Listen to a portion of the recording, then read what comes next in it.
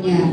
Ginawa ito ng Diyos upang patunayang siya'y matuwid, sapagkat noong unang panahon ay nagtimpi siya at pinagtiisan ang mga kasalanang nagawa ng mga tao. Verse 26, ngunit ngayon ay ipinapakita ng Diyos na siya'y matuwid at itinuturing niyang matuwid ang mga sumasampalataya kay Jesus. Malinaw po yung message. Sabi po doon, dahil may kasalanan, merong dapat mamatay. Tayo pong lahat ay dapat mamatay. Walang hanggang sabi nga doon, walang hanggang kamatayan dahil sa ating mga kasalanan. But praise be to God, dahil po sa kagandahang loob ng ating Panginoong Yesus, sino po instead ang naging alay?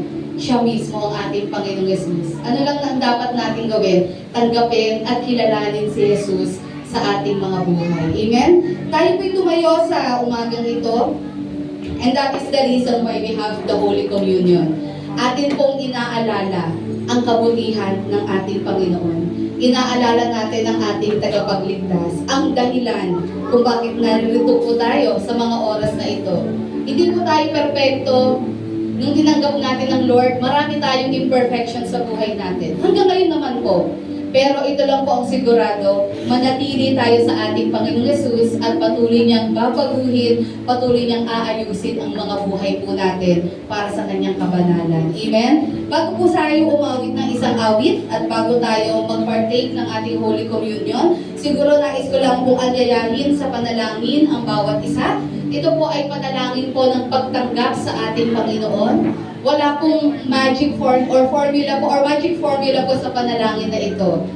Kung nais po ninyo natanggapin at kilalanin si Jesus sa inyong buhay bilang Panginoon at tagapagligtas, pwede po tayong sumabay sa panalangin ito ng pagkilala sa ating Panginoong Jesus. Sige po, pwede po tayong sumabay sa panalangin ito at gawin po natin ito ng buong puso. Yun po ang pinakamahalaga. Panginoong Jesus, kinikilala ko na ako ay nagkasala at nagkulang sa inyong pong harapan. Patawarin niyo po ang isang makasalanan na katulad ko. Kinikilala ko, Panginoong Yesus, na ikaw, na Diyos, na nagkatawang tao, ay naparito sa mundo upang ialay ang iyong buhay, upang ako na makasalanan ay magkaroon ng pag-asa ng kaligtasan at buhay na walang hanggan. Kaya sa umagang ito, Panginoong Yesus, tinatanggap kitang tunay bilang aking Panginoon, aking Diyos, at tagapagligtas. Patuloy kang mamuna at maghari sa aking buhay. Samahan niyo po ako, patuloy niyo po ayusin ang buhay na ito para sa iyong kapurihan. Ito po ang aking panalangin ng may pasasalamat at katagumpayan sa pangalan niyo po, Panginoong Jesus. Amen. Palakpakan natin ang ating Panginoon. Amen. Tayo ay patuloy na magpuri sa ating Panginoon. Patuloy po natin ideklara ang pag-ibig ng Diyos sa ating po mga buhay, ang kapatawaran na pinagkaloob niya sa atin.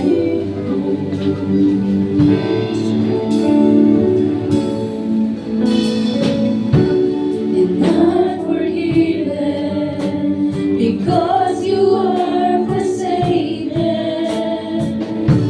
and I'm accepted, you were condemned, and I'm alive and well, your spirit is within me, because you know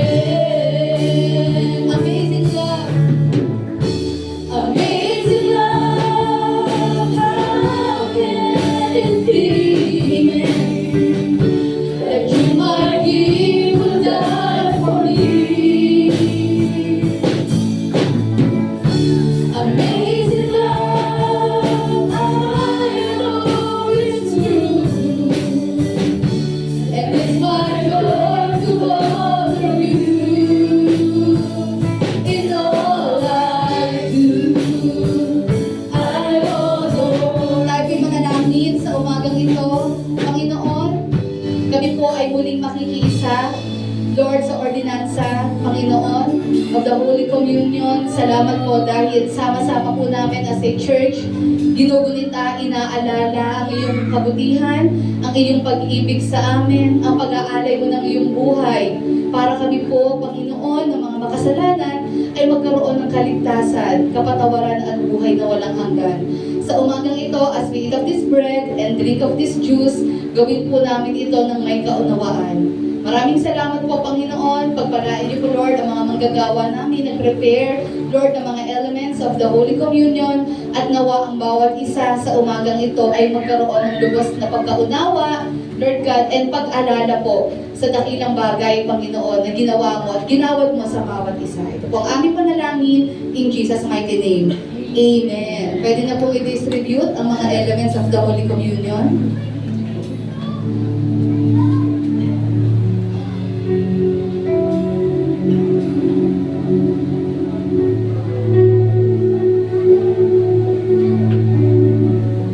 Amazing love, how can it be that you might give and die for me? Amazing love, and I know it's true, and it's my joy to honor you. Once again, sing Amazing Love. Amazing love, how can it be that you might give and die for me? Amazing love, and I know it's true, and it's my joy to honor you. In all I do, I adore you. In all I do, amen, I adore you.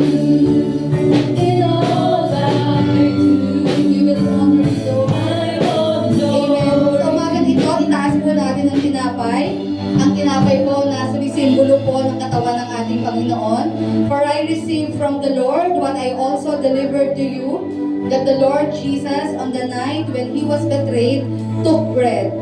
And then he had given thanks, he broke it and said, "This is my body which is for you. Do this in remembrance of me." Tayo po'y manalangin, Panginoon, habang nakataas po ang tinapay na ito, symbolizing your body. Lord, ang iyong katawan, broken, Panginoon.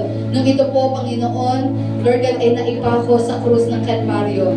Symbolizing, Lord God, na sa inyo pong brokenness, kami po, Panginoon, were made whole, O God, sa pamamagitan ng pag-aalay mo ng iyong buhay sa krus ng Kalbaryo. Indeed, by your stripes, O God, we are healed, Lord, sa pamamagitan ng bawat latay at sugat na iyong tinamo, Panginoon, habang ikaw po ay naipako dyan sa krus ng Kalbaryo. Ito pong lahat, Lord, ay naging sanhi ng pagkagalingan sa aming po mga kaluluwa. Nagdulot po ito, Lord God, ng spiritual healing sa bawat isa po sa amin at nagpalaya sa amin, Lord God, sa pita ng kasalanan, sa kapangyarihan ng kaaway. Salamat po, and as we eat of this bread, kinikilala po namin ang kapangyarihan ng iyong kaligtasan sa aming mga buhay. Ito ang aming panalangin, in Jesus' mighty name. Kainin po natin ng may pasasalamat ang tinapay sa umagang ito.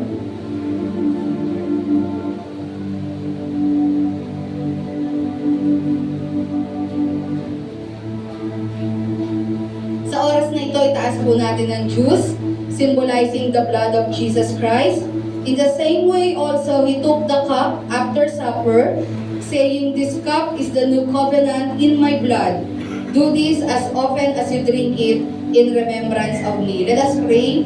Panginoon, habang nakataas po ang juice na ito, sumisimbolo po ng iyong banal na dugo na natigis sa krus ng Kalbaryo.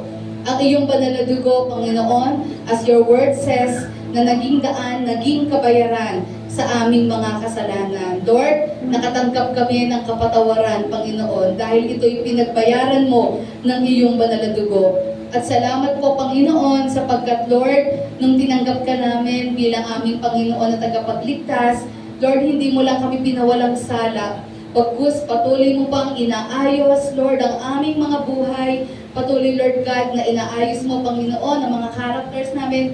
Lord, yung continuous sanctification, Panginoon, na ginagawa mo sa bawat isa upang ang mga buhay na ito ay magbigay ng kaluguran sa inyo. Salamat po, Lord, we claim your cleansing power in our lives, Panginoon, and we claim your sanctifying power working every day in our lives. Ito po ang aming panalangin in Jesus' mighty name. Amen. Inumin po natin ng may pasasalamat ang juice sa umagang ito. And let us have our final prayer. Panginoon, maraming salamat po dahil as a church, Lord, sama-sama po namin itinataas ang ngalan mo. The very reason why we are here, the only one worthy of praise, our Lord, our Savior, our God, Jesus Christ. Salamat po, Panginoon. At patuloy, Lord, patatagin, palakasin mo ang bawat isa. Lord, sa lahat ng hamon ng buhay na kinakaharap po namin. Higit sa lahat, mabigyan ka namin ng kaluguran, Lord, sa lahat ng gagawin namin. Alam namin, Lord, we are still work in progress. Marami pang mga bagay sa aming mga buhay ang dapat ayusin. But alam din namin, as long as kami ay mananatili sa inyo, patuloy, Lord God, mamumunga ang bawat isa. Patuloy mo kaming babaguhin, aayusin, ayon sa iyong nais at kalooban. Salamat po! Ito po ang aming panalangin, Lord, na punong-puno ng pananampalataya at katagumpayan. Sa pangalan niyo po, Panginoong Yesus. Amen! Pumalakpak po tayo sa ating